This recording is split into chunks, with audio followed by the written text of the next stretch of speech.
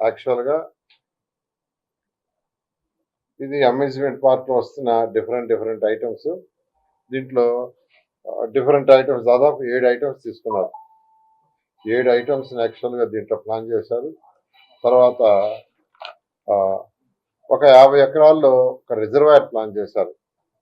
దాంట్లో boating duck, musical fountain, iconic bridge, అదేవిధంగా eco resort అని 10 ఏకర్స్, దాంట్లో ఒక కన్వెన్షన్ హాల్ 200-250 కెపాసిటీ, తర్వాత హెల్త్ స్పా,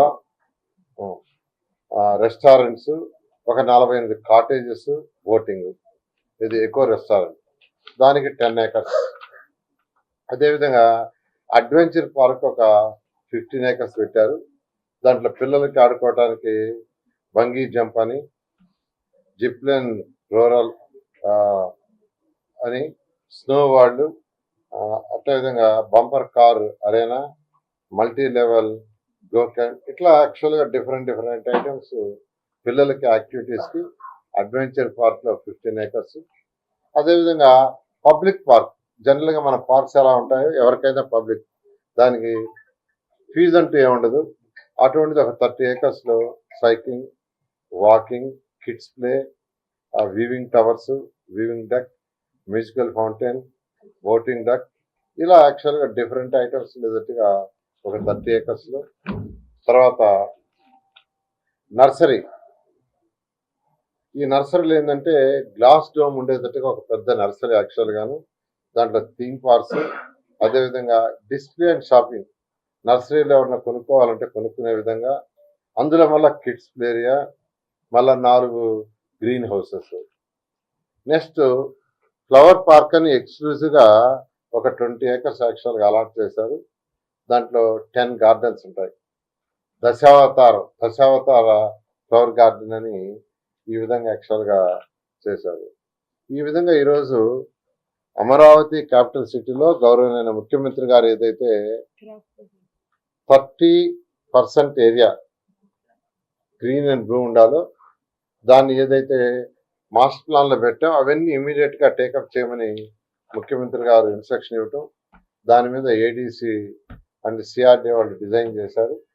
దాన్ని బహుశా ఇవన్నీ జనవరి ఎండింగ్ లోపల, అంటే రాబోయే 2 monthsలో టెండర్లు పిలిచి ఇవన్నీ వర్క్ టేకప్ చేసి రోడ్లు పూర్తి అయ్యే లోపల ప్యారలల్ ఇవి కూడా కావటం, అదేవిధంగా బిల్డింగ్స్ పూర్తి అయ్యే లోపల దానికి సంబంధించి పూర్తి కావటం, అదేవిధంగా రిజర్వాయర్స్ అన్ని కంప్లీట్ చేసే లోపల రిజర్వాయర్ చుట్టూ ఇవన్నీ అయ్యేటట్టుగా ప్లాన్ చేశారు. జనవరి ఎండింగ్ లోపల వీటికి టెండర్లు పిలిచి ముందుకు పోవడం జరుగుతుంది.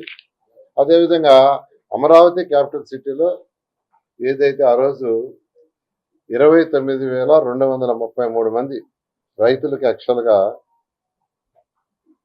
69,421 ప్లాట్లు అలాట్ చేశాం.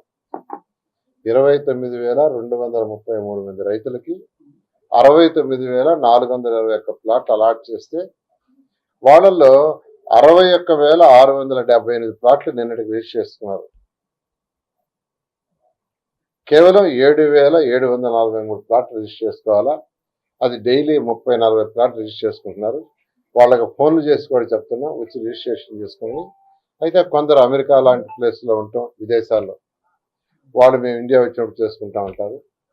కొందరు అన్నదమ్ముల మధ్య వాళ్ళ మధ్య కోర్టు కేసులు, ఇలా డిఫరెంట్ ఇష్యూస్ ఉన్న వాళ్ళు పెండింగ్ ఉన్నాయి. అయితే రోజు కొన్ని రిజిస్టర్ చేసుకుంటున్నారు. అవి కాకుండా లంకలో రిజిస్ట్రేషన్స్ ఏదైతే ఉన్నాయో 170 మంది రైతులు, 337 ప్లాట్లు. అయితే వాళ్ళలో 42 ప్లాట్లు 13 మందే రిజిస్టర్ చేసుకున్నారు. వాళ్ళకు కూడా ఫోన్ చేసి అడుగుతున్నాం. ఇంకా 157 మంది రైతులు 295 మంది ప్లాట్లు రిజిస్టర్ చేసుకోవాలా. అయితే అక్కడ వాళ్ళు కొందరు మేము వేరే వాడికి అమ్మేమని వాళ్ళకి మధ్య ఉన్న డిస్ప్యూట్స్లో రిజిస్ట్రేషన్స్ కావట్లా. అయితే వీళ్ళందరికీ ఫోన్లు చేస్తున్నారు. 157 మంది రైతులకి సిఆర్డీ ఆఫీస్ నుంచి ఫోన్ చేసి రిజిస్ట్రేషన్ చేసుకోమంటే గత 15 రోజుల నుంచి రిజిస్ట్రేషన్ జరుగుతున్నాయి. ఇంతవరకు కేవలం 13 మంది రైతులు 42 ప్లాట్లు మాత్రమే చేసుకున్నారు. ఇంకా 295 మంది చేసుకోవాలా. రైతులు 157. సో 157 రైతులను మేము రిక్వెస్ట్ చేసేది ఏంటంటే మీ 295 ప్లాట్ మీరు రిజిస్ట్రేషన్ చేసుకోవచ్చు. మీ ఇంటర్నల్ సమస్యలు ఏమన్నా ఉంటే అవి సాల్వ్ చేసుకొని రిజిస్ట్రేషన్ చేసుకోవాల్సిందిగా రిక్వెస్ట్ చేస్తున్నాం. అదేవిధంగా బ్యాలెన్స్ మనం ప్లాట్లు అలాట్ చేయాల్సింది 719.04 ఎకరాలు ఉంది. 719.04 ఎకరాలు. దానికి కూడా యాక్చువల్గా అంటే పెనుబాక ఉండవల్లి ఇంతవరకు లేఅవుట్ వేయలేదు. ఇప్పుడు లేఅవుట్ వేసి యాక్చువల్గా పబ్లిక్ నుంచి యాక్చువల్గా ఏదైనా వాళ్ళకి అబ్జెక్షన్స్ ఉంటే తీసుకుంటున్నారు. అది అయిపోయింది. దాన్ని యాక్చువల్గా ఏంటంటే ఇమీడియట్గా దానికి కూడా ఒక 10 రోజుల్లో లాటరీ వేసి ఎవరైతే రైతులు 350 ఎకరాలు ఇచ్చినట్టున్నారు వాళ్ళకి వెంటనే అది ఇచ్చేయటం జరుగుతుంది. ఈ విధంగా ఈరోజు ఏదైతే రిజిస్ట్రేషన్స్ ప్లాట్లు లంక లాట్స్ జరిగిపోతున్నాయి. ఇవి కాకుండా రైతు సమస్యలు ఏదైతే గ్రామ కంటాలు, జరీబ్, నాన్ జరీబు, రోడ్డు హిట్స్, దీని మీద యాక్చువల్గా కలెక్టర్ గారికి వెరిఫై చేయమని ఇచ్చాము. వారు ఒక 1 మంత్ టైంలో వెరిఫై చేస్తామన్నారు. అది వెరిఫికేషన్ అయిన తర్వాత అంటే ఆల్రెడీ ఇచ్చిన వాళ్ళకి ఏమన్నా తేడాలు ఉన్నాయా లేదా